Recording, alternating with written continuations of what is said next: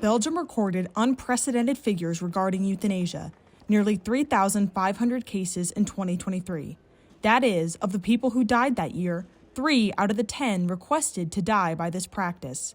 This country was the second in the European Union to legalize euthanasia in 2002, and since then, cases have increased by 1,200%, going from 259 in its first year to 12 times that number in just 2 decades. In fact, initially, only terminally ill patients were eligible to request it, but since 2014, minors and, for example, people with Alzheimer's or serious mental illnesses have also been included. At a certain age, or if you have a certain disease, if you have, a certain problem even. I mean, in Belgium right now, even a depression could be a cause to request euthanasia.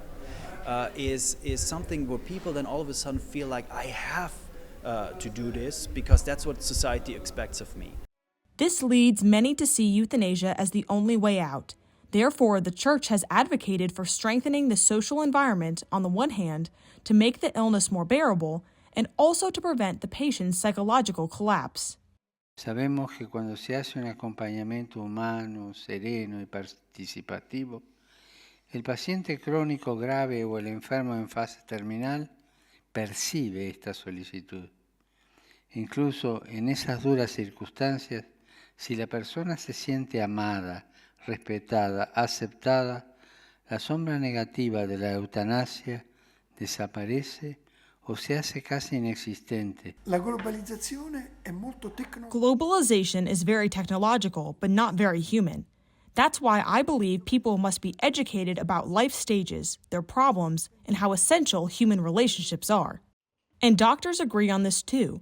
About 400 were at the Vatican in 2018 to discuss this delicate issue, and they agreed on many points. For example, that in surveys, when a terminally ill patient is asked about euthanasia, the vast majority reject it. Se lei si ritrovasse. If you were in pain and tired, couldn't work, couldn't drive or go watch a soccer game, all the things you do, would you want to live? 60% to 65% say no. On the other hand, when we look at patients who are really ill, the percentage is 3%.